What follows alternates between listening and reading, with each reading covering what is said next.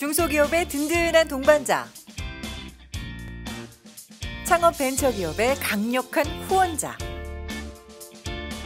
소상공인의 따뜻한 대변인, 중소기업 중심의 개방형 혁신국가 건설을 목표로 다양한 정책을 추진 중인 중기부 사람들. 정책 담당자에게 직접 들어보는 중기부 정책 이야기.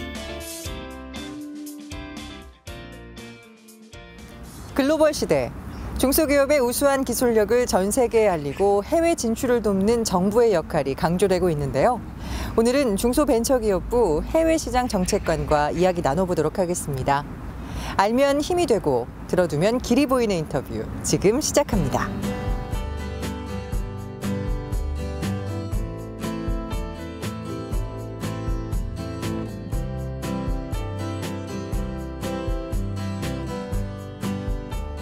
중소벤처기업부의 정책에 대해 들어보는 시간입니다. 오늘은 도움 말씀에 중소벤처기업부 김영환 해외시장 정책관과 함께하겠습니다. 안녕하십니까? 안녕하세요. 네, 반갑습니다. 자, 먼저 당면 과제 이야기를 좀 해볼게요. 2022년까지 해외 수출 기업, 그러니까 중소기업이죠.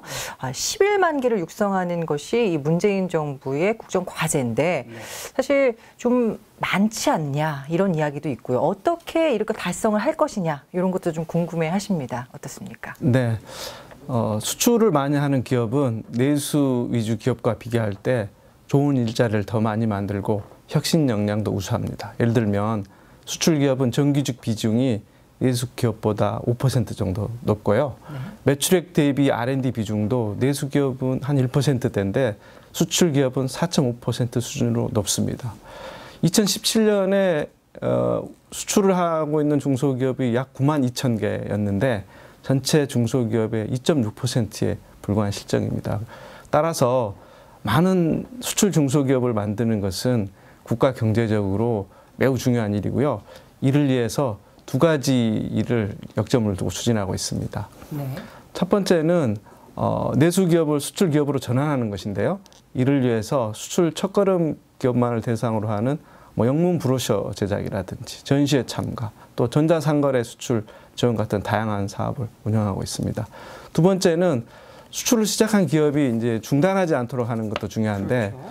이것은 처음 수출에 성공한 기업이라 하더라도 약 60%가 2년 정도 되면 수출을 중단하고 있는 것으로 나타나고 있거든요. 그래서 특히 중요한 과제입니다. 네, 그러니까 지속할 수 있게끔 도와주는 것도 필요하다. 네, 그렇습니다. 그래서 저희는 이제 지방청에 있는 수출 지원센터, 또 코트라, 중진공과 같은 이런 관련 기관과 함께 해외 바이어를 발굴하고 또 마케팅을 지원하고 자금 연계 같은 걸 통해서 수출이 중단되지 않도록 노력하고 있습니다. 네, 2022년까지 11만 개.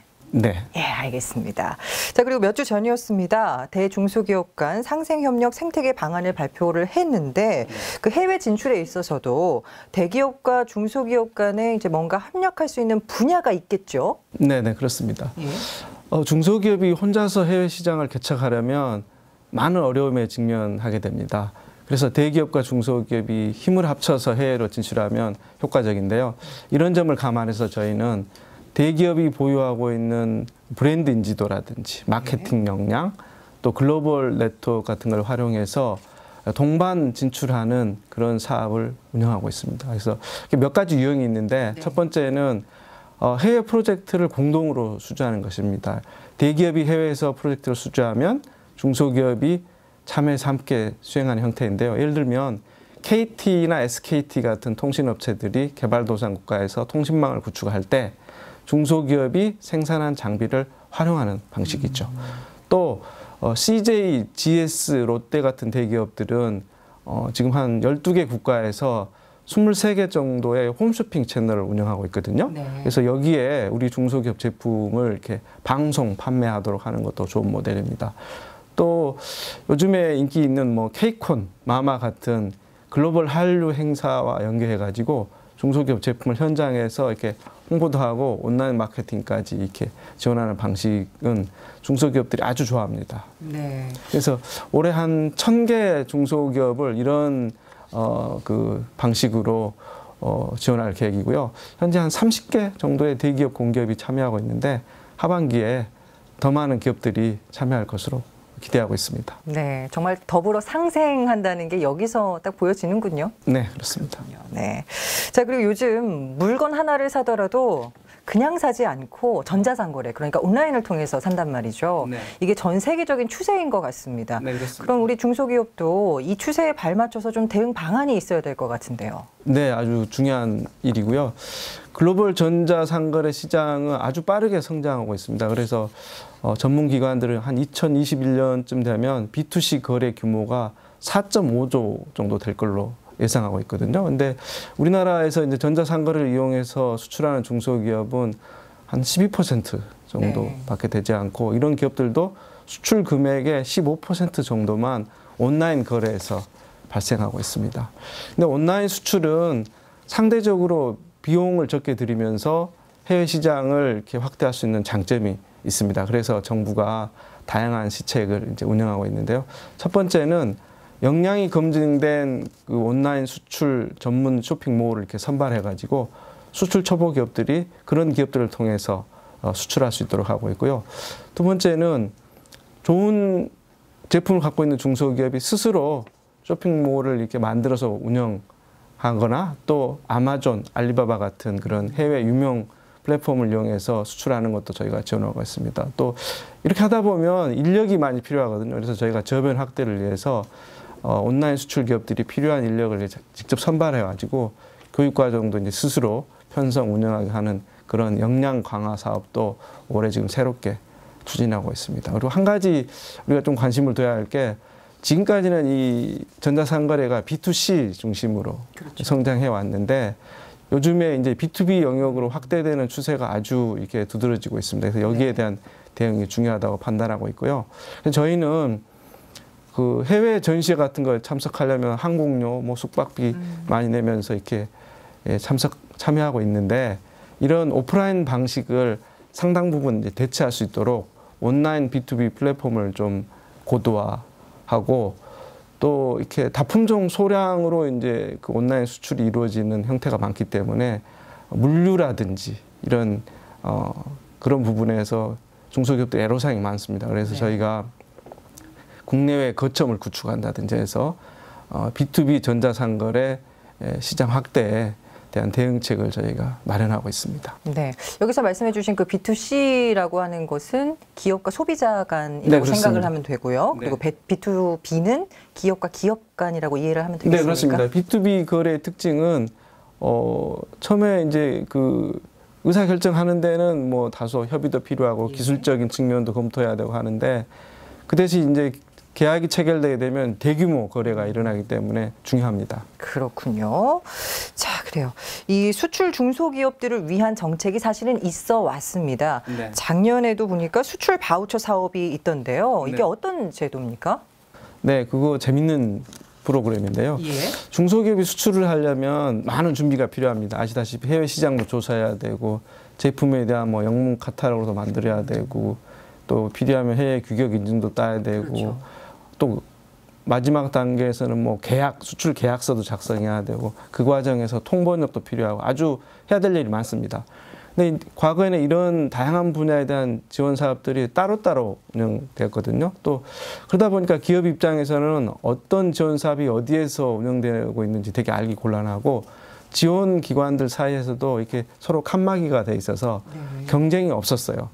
근데 이제 바우처 제도는 이렇게 수출 준비하고 거래선 발굴하고 계약 체결하고 실제로 수출하는 그런 전체 과정을 4개 단계, 12개 분야로 나누고, 거기 한 2,700여 개 정도 되는 세부 프로그램이 있는데, 그걸 이렇게 종합적인 메뉴판으로 구성했어요. 그래가지고 바우처라는 온라인 증서를 발급하면 기업이 각자 기업한테 필요한 그 항목들을 자유롭게 선택해서 이용하도록 하는 제도니까 아주 좋습니다. 네, 어떻게 보면 무슨 황금 카드 같은 그런 느낌이네요. 이게 필요한 걸 적어서 갖다 대면 도와주는. 네, 그렇습니다. 그래서 처음에는 이게 이제 산업부, 중기부 사업을 이렇게 바우처로 통합했는데, 금년에는 이제 농림부라든지 해수부, 특허청 그 여러 부처 사업 중에서 바우처 방식으로 운영하는 게 바람직한 사업으로 이렇게 확대를 하고 있습니다. 근데 기업들은 여러 그 복잡한 지원 사업 내용을 아주 쉽게 파악할 수 있고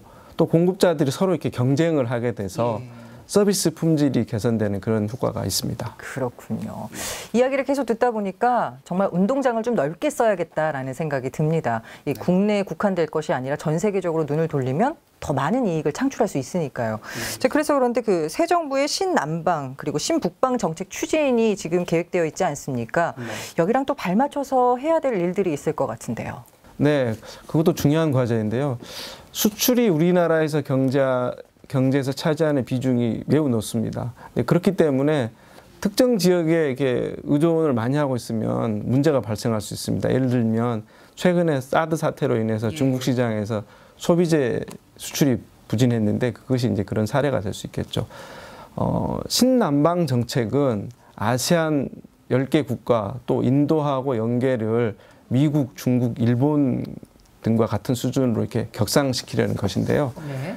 이제 그 과정에서 저희가 분야를 나눴습니다. 인프라라든지 무역, 디지털 등 이런 주요 분야의 협력 강화를 이렇게 과제로 하고 있는 그런 정책이고요.